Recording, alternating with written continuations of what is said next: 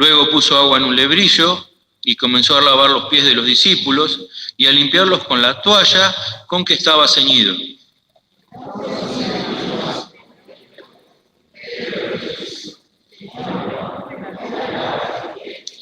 Respondiendo Jesús y díjole: lo que yo hago, tú no entiendes ahora, mas lo entenderás después.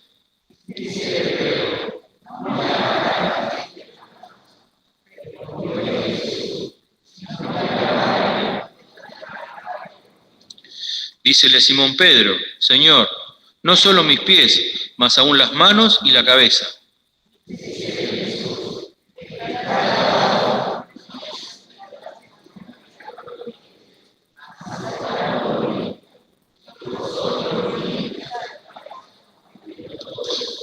Porque sabía a quién le había de entregar. Por eso dijo: no estáis limpios todos.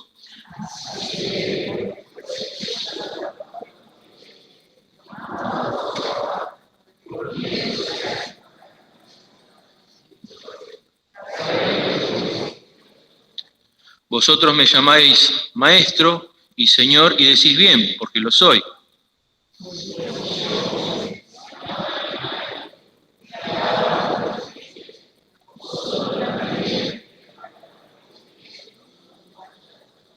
Porque ejemplo os he dado, para que como yo os he dicho, vosotros también hagáis.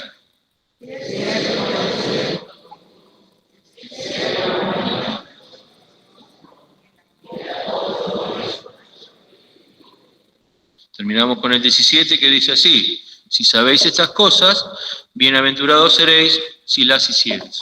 El Señor bendiga su palabra, también a nuestro hermano, a Carlitos, que el Señor nos bendiga con su palabra. Carlos.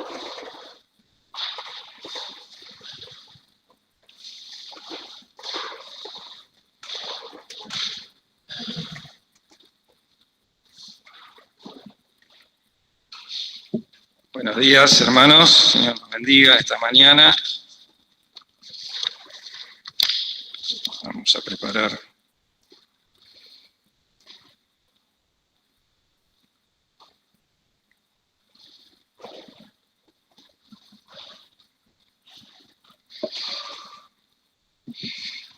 hemos leído este pasaje, San Juan capítulo 13, muy precioso, que nos habla sobre todas las cosas del amor de Cristo para nosotros. Y dice: antes de la fiesta de la Pascua, sabiendo Jesús que su hora había venido para que pasase de este mundo al Padre, como había amado a los suyos que estaban en el mundo, amólos hasta el fin. Sabiendo que su hora había venido, sabemos que el Señor estaba pronto a ir a la cruz, y el versículo nos dice sobre todas las cosas que el Señor sabía absolutamente y tenía el control de todas las cosas. Él sabía que su hora había venido para que pasase este mundo. Recordamos cuando María, su madre, le dijo que convirtiera el agua en vino, la boda de Caná, ¿se acuerdan? Al principio de su ministerio, el Señor, ¿qué le dijo? ¿Se acuerdan? Aún no ha venido mi hora. Así que el Señor ya sabía todo lo que iba a pasar. Como Dios, como hombre, iba a depender absolutamente de su Padre para hacer todas las cosas. Y acá sabía también el Señor que había venido para que pasase este mundo. ¿Qué significa? El Señor tenía que ir a la cruz. Había venido, se había humillado, se había hecho hombre y tenía que venir a pasar por la cruz para pasar de este mundo al Padre. Y dice: como había amado a los suyos que estaban en el mundo, amólos hasta el fin, a sus discípulos, podemos decir, a todos aquellos que le habían seguido. Y dice: amólos hasta el fin. ¿Qué significa esta expresión? Podemos pensar que hasta el fin, bueno, es el fin, porque hasta el momento de la cruz podemos decir que está bien, pero mucho más que eso. Hasta el fin se refiere hasta la medida de su amor, hasta la máxima medida de su amor. ¿Cómo se puede medir el amor de Cristo? Imposible. Amólos hasta el extremo, se podría traducir también. Pero esto ya nos hace pensar cómo el Señor los amó a sus discípulos y viendo cómo les amó podemos vislumbrar un poquito lo que es el amor de Cristo, ¿no? Que como nos dice Pablo a los Efesios, y conocer el amor de Cristo que excede a todo conocimiento. Quiere decir que no podemos llegar a conocerlo en plenitud. Excede a todo nuestro conocimiento, pero podemos conocer el amor de Cristo. Para eso el Señor nos dejó todos los evangelios, nos dejó el Espíritu de Dios, los que somos hijos de Dios, si es que acá todos somos hijos de Dios, tenemos que empezar por ahí, ¿no? Porque si no hemos tenido una experiencia con Cristo de salvación, en la cual al arrepentirnos de nuestros pecados y creer, Dios nos hace sus hijos. Y el Espíritu de Dios viene a nuestro corazón para enseñarnos ese amor de Cristo, que excede a todo conocimiento, pero que gracias a la obra de gracia impresionante e imposible de describir, Dios ha hecho para que nosotros le podamos conocer. Amólos hasta el fin. ¿Hasta dónde va el fin? No podemos llegar, porque nosotros no conocemos el amor de Dios naturalmente, porque antes de conocer a Cristo teníamos nuestro amor propio que se basa en el ego, en nosotros mismos, y es el amor que está manchado por el pecado, y entonces no podemos conocerle. Pero sí aquel que ha aceptado a Cristo y ha recibido el Espíritu Santo en su corazón. Amólos hasta el fin. Podemos pensar en el Señor que iba a la cruz, sabía el momento que le esperaba, tremendo, de infinito dolor en todo sentido, y él dice, amólos hasta el fin. Y yo pensaba cómo ejemplificar esto, ¿no? Y podemos pensar en nosotros cuando nos pasa algo, por ejemplo, que tenemos que ir a una operación o algo grave que sabemos que nos va a pasar, o pongámosle al dentista, ¿no? Que sabemos que tal vez que vamos a sufrir.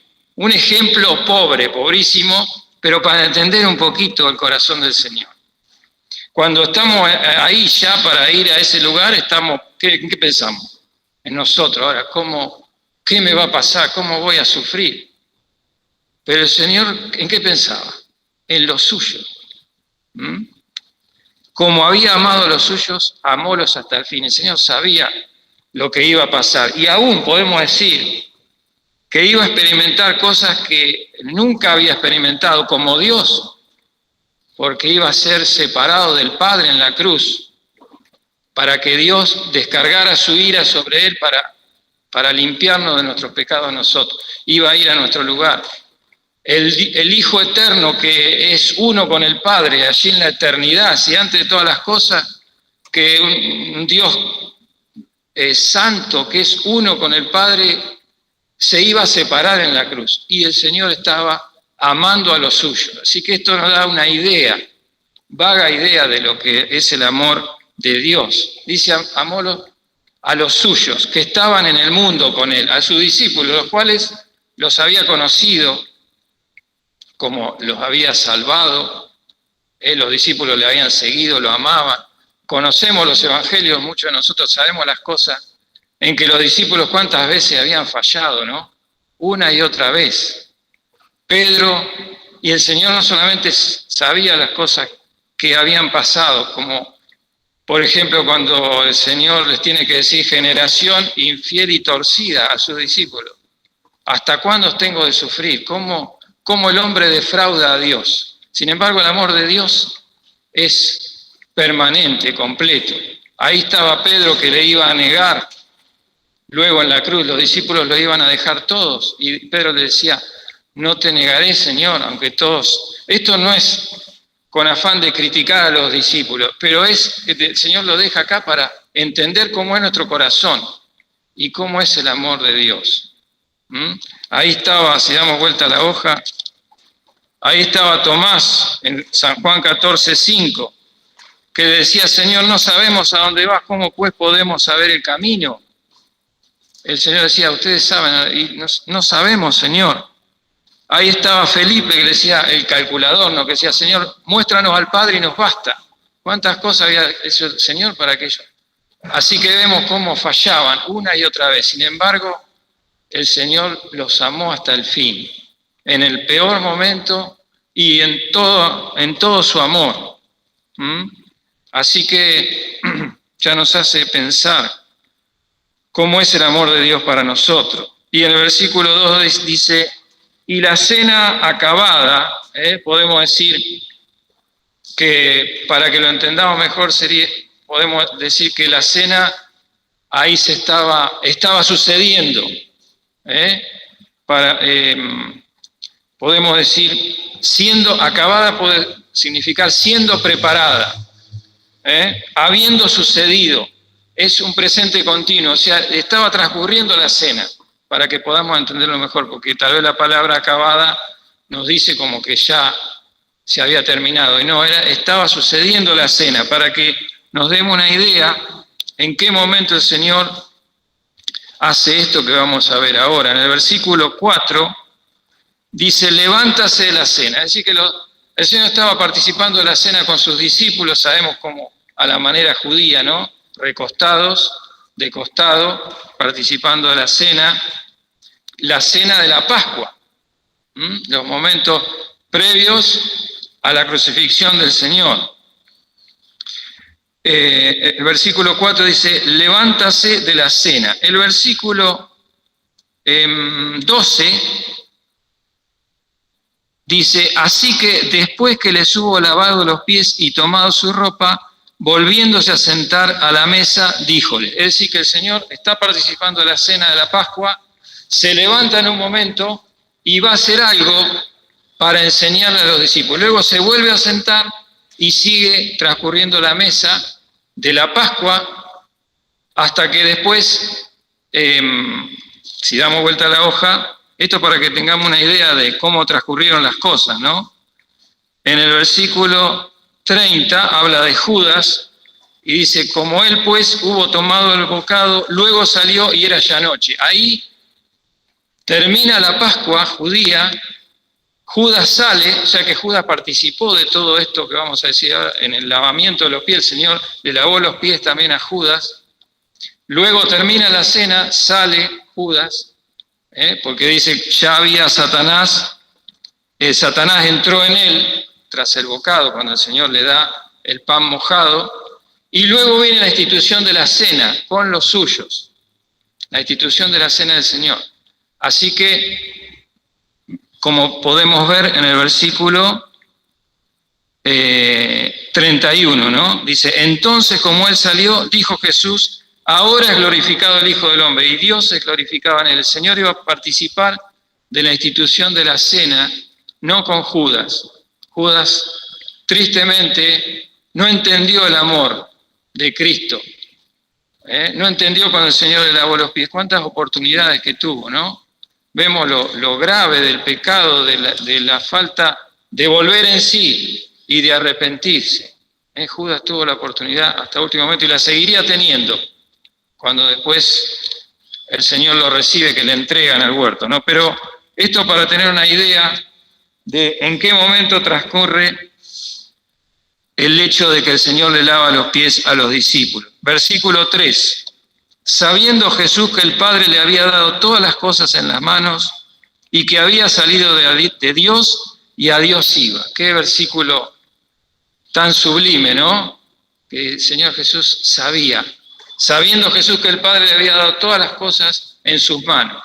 ¿Cuándo le había dado el Padre todo a Cristo? Podemos decir allá en la eternidad, ¿no? Antes de que las cosas fuesen criadas, cuando el Padre ahí en Isaías 6:8 le dice, ¿a quién enviaré? ¿Quién nos irá? Sabiendo Dios lo que iba a pasar con nosotros, que nos íbamos a apartar, íbamos a ser enemigos de Dios. Ahí el Padre le da todas las cosas en las manos y el Hijo se ofrece voluntariamente, ¿no? Heme aquí, acá estoy, envíame a mí. Sabiendo Jesús que su Padre le había dado todas las cosas en las manos, y que había salido de Dios y a Dios iba. Ahora el Señor sabía que llegaba el momento culminante, pero podemos pensar un poquito en la paciencia de Dios. ¿Qué paciencia tiene Dios, no? Cuando el Señor a veces nos permite pruebas a nosotros, los cuales tenemos que tener paciencia. No tenemos paciencia, pero fijémonos la paciencia de Cristo, que nos dice la palabra, ¿no? La paciencia os es necesaria, una paciencia más allá de lo humano, ¿no? En la eternidad el Señor ya sabía que tenía que venir a este momento, a esta hora, y ahora el Señor ya sabe que es el momento, ¿no? Versículo 4. Levántase de la cena y quítase su ropa y tomando una toalla ciñóse. Así que el Señor, podemos pensar cuántas veces les enseñó a sus discípulos, nos enseña a nosotros, cuántas veces se sentó en el Sermón del Monte, por ejemplo, a enseñar, y enseñaba con su boca, ¿no? Sabemos que el Señor después hacía lo que enseñaba. Pero acá es una enseñanza muy especial, porque el Señor hace algo antes para enseñarle a los discípulos. Es una lección audiovisual, podemos decir, ¿no? Que veían, escuchaban, y era muy importante por eso, porque demandó del Señor una obra, algo que Él hizo. Levántase de la cena, quítase su ropa y tomando una toalla ciñosa. Es decir, adquirió las vestiduras de un esclavo. Se sacó la vestimenta exterior que le dificultaba agacharse para hacer la cena, se ciñó la toalla y se transformó el Señor en un esclavo, en un siervo. Tomando una toalla ciñóse. Luego puso agua en un lebrillo y comenzó a lavar los pies de los discípulos y a limpiarlos con la toalla con que estaba ceñido. Entonces vino Simón Pedro, y Pedro dice, Señor, tú me lavas los pies. Ya esa pregunta, ¿cuánto nos tiene que hacer pensar, no? Señor, Él al Señor, ¿cómo uno le va a lavar los pies a su Señor? Ese es el pensamiento humano, ¿no? Que nosotros tenemos, estamos programados de esa manera. ¿Cómo yo voy a servir a mi jefe, a mi Señor, a aquel que le debo todo o le debo obediencia? Señor, ¿tú me lavas los pies? Se sorprendió Pedro, ¿no? Fijémonos, sin perder este pasaje, Marcos 10:45.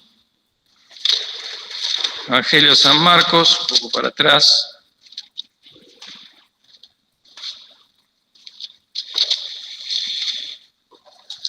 Marcos 10:45. Dice, porque el Hijo del Hombre tampoco vino para ser servido, mas para servir y para dar su vida en rescate por muchos. Así que el Señor vino para ser siervo. Y en los versículos anteriores sabemos lo que había pasado. La madre de Jacobo y Juan, juntamente con sus hijos, le pidieron ¿qué al Señor? Un lugar de preeminencia, ¿no? De que uno se siente a la derecha y otro a la izquierda. Entonces el Señor ahí les da la lección porque ellos entendían el reino de los cielos en parte, entendían quién era su Señor, les seguían, pero no entendían la naturaleza del reino de Dios, de cómo es, cómo se ganó y cómo iba a ser. Dice, versículo 42. Mas Jesús llamándolos les dice, ¿sabéis que los que se ven ser príncipes entre las gentes se enseñorean de ellas y los que entre ellas son grandes tienen sobre ellas potestad? Así es en el orden humano. Nosotros nos debemos a un jefe en el trabajo, a un maestro en la escuela, a un profesor, o alguien que es aquel al cual tenemos que dar cuenta en el orden laboral, en lo que sea, ¿no? Y acá, mucho más, porque existía la esclavitud en el tiempo del Señor. Así que el Señor tenía absoluta autoridad sobre el esclavo. A él le podía quitar la vida. Y así es nuestro pensamiento. Pero el Señor, ¿qué les dice después de eso? Versículo 43. Mas no será así entre vosotros. Antes cualquiera que quisiese hacerse grande entre vosotros será vuestro servidor. Así que es totalmente distinto el reino de los cielos al reino de este mundo. Yo por naturaleza quiero hacerme grande, quiero buscar un lugar de preeminencia aún en la iglesia, pero estoy pecando, porque ese no es el reino de los cielos. El Señor, el que se humilla, será ensalzado, el que se ensalza será humillado. Al Señor le corresponde ponernos en el lugar del reino de los cielos. Pero ¿cuánto nos cuesta entender esto, ¿no? Porque tenemos un más alto concepto de nosotros mismos que el que debemos tener. Nos cuesta aprender esta lección. Le costaba a Pedro, que amaba al Señor. Señor, tú me lavas los pies. Qué pregunta, ¿no? El Hijo del Hombre tampoco vino para ser servido, más para servir. El Señor vino a servirnos. Dios vino a servirnos en todos los aspectos y sentidos. El Dios infinitamente más grande que nosotros, en todo sentido, en todo atributo, vino para servirnos a nosotros. Ahí podemos ver un poquito el amor de Dios, pero no solamente para servirnos, mejor dicho, en el servicio estaba dar su vida en rescate por nosotros, ir a la cruz. Ahí Dios nos estaba sirviendo. Señor, ¿tú me lavas los pies? Respondió Jesús y díjole, versículo 7, lo que yo hago tú no entiendes ahora, más lo entenderás después. Una frase muy importante para nuestra vida espiritual. Lo que yo hago ahora no lo entiendes, más lo entenderás después. ¿Cuántas veces tenemos que decir eso en nuestra vida espiritual? Que no entendemos lo que el Señor hace, lo que el Señor permite en nuestra vida. Pero nos podemos aferrar a esta frase, ¿no? Porque el Señor, ¿qué quería de Pedro? Lo mejor. Pero Pedro no entendía. Entonces le dice, lo que yo hago ahora no lo entiende, más lo entenderás después. Pedro lo entendió con sufrimiento, ¿no? Cuando lloró ahí, cuando vio que había entregado a su Señor, él decía, aunque los demás te negaren, yo, Señor, no te negaré. A veces tenemos que aprender con lágrimas, porque ¿cuántas veces negamos al Señor? Con nuestra actitud, haciendo algo que aunque no entendemos, en lugar de esperar y confiar en el Señor, hacemos. Y después tenemos que llorar. Pero nos podemos aferrar a esta frase del Señor, ¿no? Lo que yo hago ahora no lo entiendo. ¿Cuántas cosas no entendemos? Pero confiemos en el Señor. Confiemos que lo vamos a entender en el momento oportuno o lo vamos a entender cuando estemos con el Señor. Dícele Pedro, versículo 8, no me lavarás los pies jamás. Seguía, ¿no? Respondióle Jesús, si no te lavares no tendrás parte conmigo. Y acá Pedro se para, ¿no? Y cambia totalmente la actitud. ¿Por qué? Porque Pedro amaba a su Señor. Dice, si no te lavares no tendrás parte conmigo. ¿Qué quería hacer Pedro? Estar con el Señor. Quería tener parte con Él, quería tener herencia, estar con Él en el reino de los cielos. Entonces, como que eso lo hace cambiar totalmente de idea, ¿no? Porque primero no quería que le lave los pies y ahora dice, no solo mis pies, mas aún las manos y la cabeza. Ahí se nos muestra el amor de Pedro, que a pesar que no entendía, amaba al Señor y estaba dispuesto a obedecer y hacer lo que el Señor le decía, aunque confiaba en sí mismo, ¿no? En su amor humano. Por eso después en la cruz el Señor, Pedro le abandona y tiene que llorar amargamente. Pero era para aprender, ¿no? Versículo 10. Dícele Jesús, el que está lavado no necesita sino que lave los pies, mas está todo limpio, y vosotros limpios estáis, aunque no todos. Este versículo podemos decir que nos enseña mucho doctrinalmente, ¿no? Porque nos habla de que el Señor cuando nos lavó, cuando nosotros aceptamos a Cristo en nuestro corazón, estamos todos limpios. Nos lavó completamente de todos nuestros pecados que cometimos antes de aceptar a Cristo, después de aceptar a Cristo.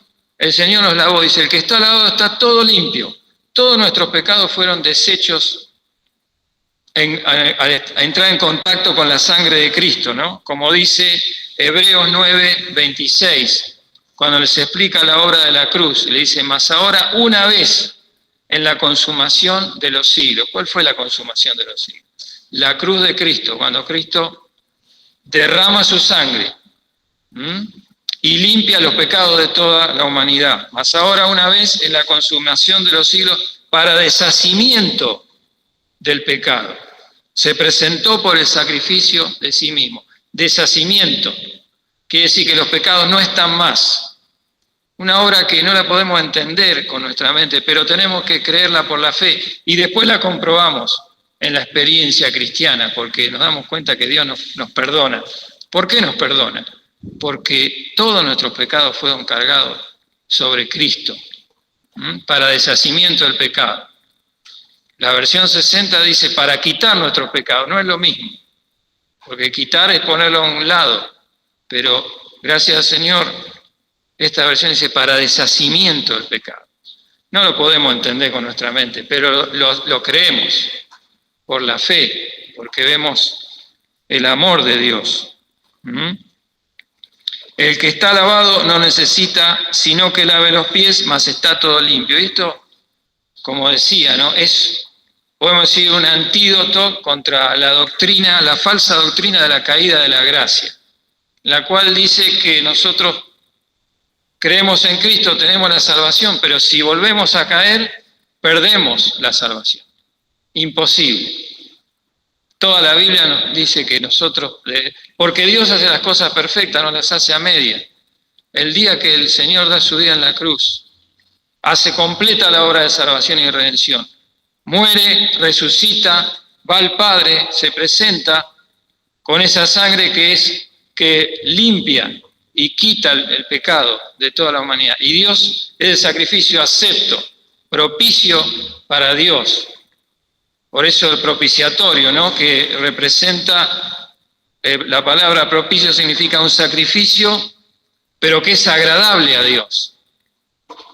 Así que la salvación es perfecta. Y cuando nosotros aceptamos a Cristo, la obra que Dios hace en nuestro corazón es perfecta. No puede ser a medias, no puede ser que nosotros tengamos la salvación y mañana, porque volvemos para atrás, perdemos la salvación. No depende de nosotros, depende de la obra de Cristo y del amor de Dios, porque el amor es consecuente con su obra. Porque si Él nos amó hasta el fin, no puede dejar de amarnos. Si fuéramos infieles, Él permanece fiel, no se puede negar a sí mismo. Por eso el Señor dice, el que está lavado, está todo limpio. Dios no puede hacer la obra a medias, pero dice, sino que lave los pies. Así que nosotros, para Dios ya estamos sentados con Cristo en lugares celestiales, como dice también la carta a los Efesios. Pero por otro lado seguimos con nuestra naturaleza este tiempo hasta que el Señor nos venga a buscar. Tenemos las dos naturalezas, ¿no? La naturaleza vieja de pecado, que Dios nos la quita hasta el momento en que seremos transformados. Y entonces, ¿qué pasa? Nos ensuciamos porque no velamos, no llevamos esa naturaleza en oración a la muerte, para que la naturaleza nueva de Cristo que nos ha dado prevalezca. Entonces el Señor dice, el que está lavado está todo limpio, la salvación perfecta, pero necesita que le lave los pies. Eso es el andar. Para los pies, ¿cuándo se ensucian? Cuando caminamos, ¿no es cierto? Y caminamos en este mundo y nos ensuciamos. No deberíamos, pero somos débiles. No damos lugar al poder de Dios en nuestra vida, en nuestro corazón. No nos rendimos para que el Señor nos preserve de pecado. Pero aún si pecamos, necesitamos ir al Señor para que nos lave los pies. Esta, toda la enseñanza, ¿no? Que va más allá de primeramente el Señor que se hace un siervo, que se pone debajo de los suyos, de los siervos de Él, de sus hijitos, para servirlo. Esto nos muestra la relación horizontal, podemos decir, de Dios con nosotros. Lo que Dios hizo, vino para servirnos. La relación horizontal, ¿no? Entre Dios y nosotros. Pero ahora el Señor les va a enseñar nos va a enseñar la relación horizontal, es decir, entre nosotros, que no podemos practicarla, no podemos entenderla, no podemos llevarla a la práctica si no entendemos la relación vertical. El amor de Dios, el servicio que el Señor Jesús hizo, hace y va a seguir haciendo con nosotros hasta que estemos en la gloria.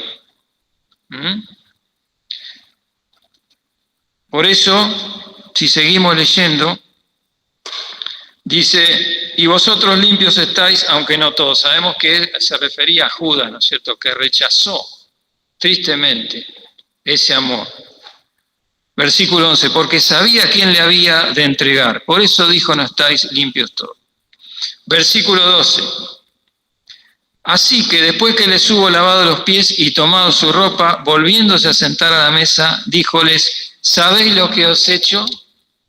Así que el Señor, como dijimos, ¿no?, interrumpe la cena, lava los pies a sus discípulos y ahora luego vuelve a la mesa, dice, ¿sabéis lo que os he hecho?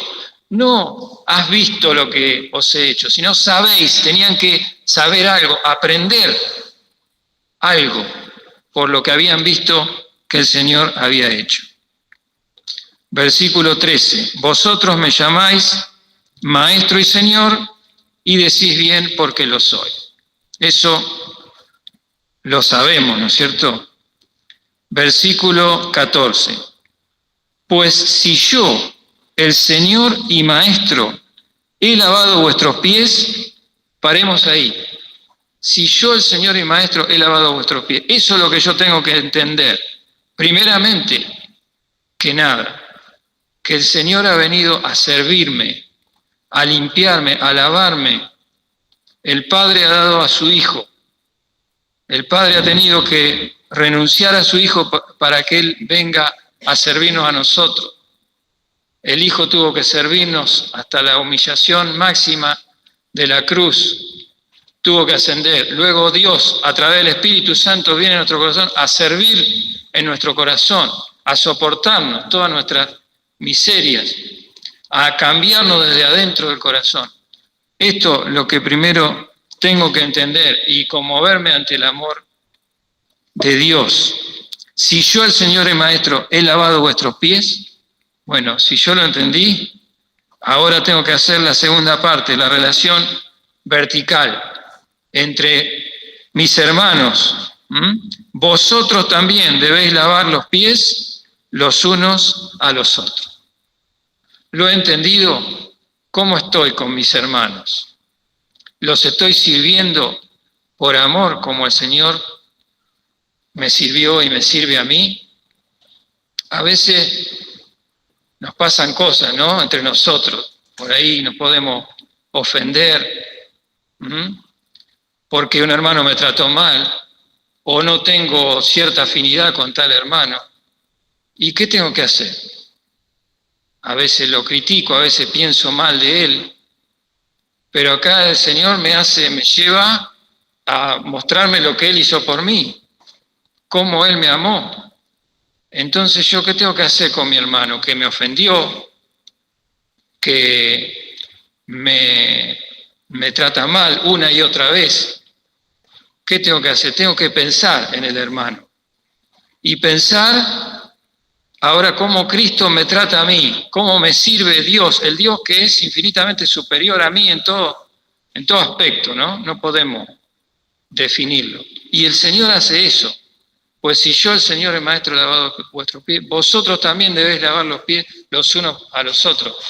Yo tengo que entender el amor de Cristo para que yo ahora me ponga como un siervo delante de mi hermano y por amor le sirva, no importa mi relación con el hermano, porque es el amor de Cristo que va más allá de lo que yo pienso, de lo que yo siento.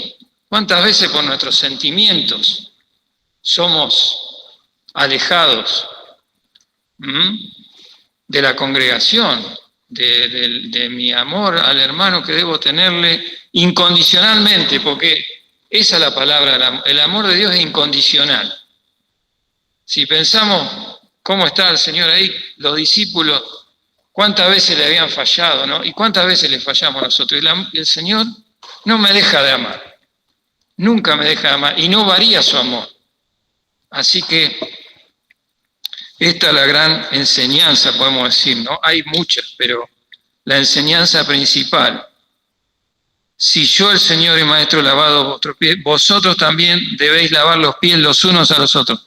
Porque ejemplo, versículo 15, ejemplo os he dado para que como yo os he hecho, vosotros también hagáis. El siervo no es mayor que su Señor. El Señor sigue siendo mayor, pero el Señor se humilla y se pone debajo del siervo. Así es el amor de Cristo. Entonces yo tengo que aprender de ese amor. Ya me tengo que olvidar de mis conceptos humanos, de mi justicia humana, porque Dios dice que todas nuestras justicias son como trapo de inmundicia, Dios las desecha. Tengo que aprender a vivir en la justicia de Dios, y de esta enseñanza podemos decir, ahí los apóstoles, los discípulos aprendieron del Señor. Después, si vemos en las cartas apostólicas, ¿no? Todo la palabra de los apóstoles hablando de la relación entre nosotros, ¿no?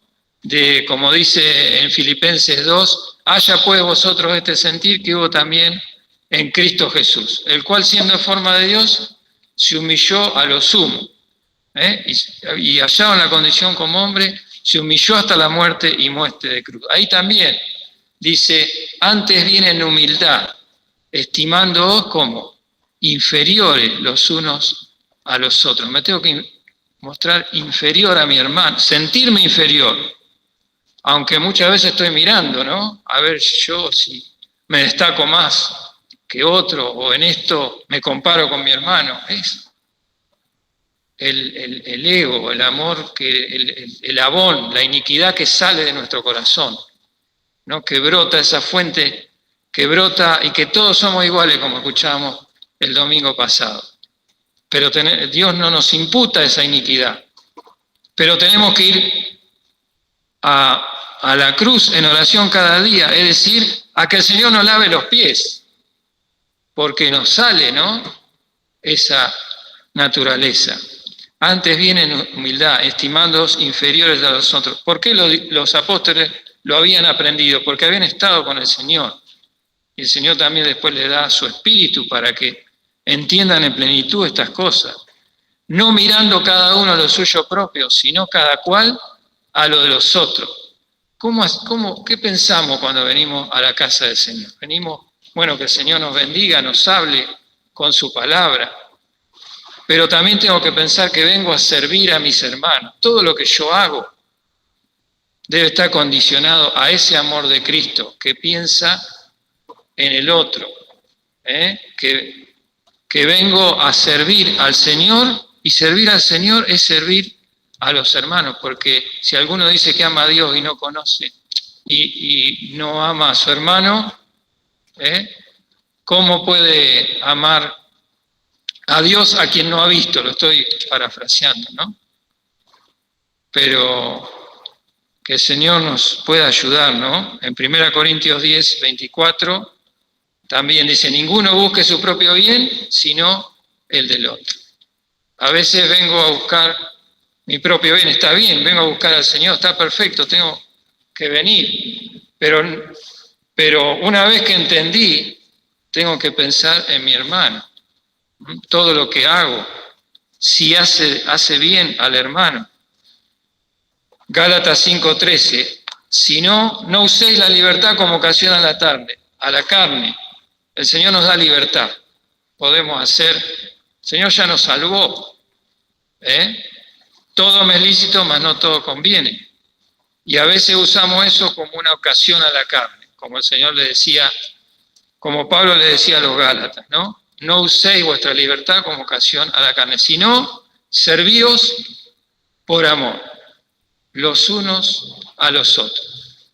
¿Cómo estoy como hermano? He tenido una ofensa en la iglesia, me ha pasado algo que ha cambiado mi vida, que yo pensaba servir al Señor, venir a servir a los hermanos, y me pasaron cosas que un hermano me ofendió y ya está, me quedé ahí. No, el amor de Dios no es así. ¿Qué hubiese pasado si el Señor hubiera dicho, bueno, si yo los traté de amar, pero ya es demasiado lo que... Bueno, tengo que aprender ese amor que no está en mí. A mí no me sale, pero el Señor ha venido a mi corazón para que yo le dé el lugar y así Dios sea glorificado y así Dios cumpla en cada uno de nosotros el propósito por el cual el Señor nos ha servido. Que el Señor nos bendiga. Pedro dice en 1 Pedro 4, 7, mas el fin de todas las cosas se acerca. Estamos en el tiempo del fin. Ya no vemos, en el mundo no vemos el amor, ¿no? Cada vez peor. Pero en la iglesia también, ¿cuántas veces nos olvidamos del amor de Cristo? Mas el fin de todas las cosas se acerca. Sed pues templados y velad en oración. ¿Qué quiere decir? Que tengo que entregar mi ser para que Dios me domine a mí mismo, porque templado significa el dominio propio. Pero yo no me puedo dominar a mí mismo, tengo que ir al Señor. Y después dice, ¿se acuerdan cómo dice?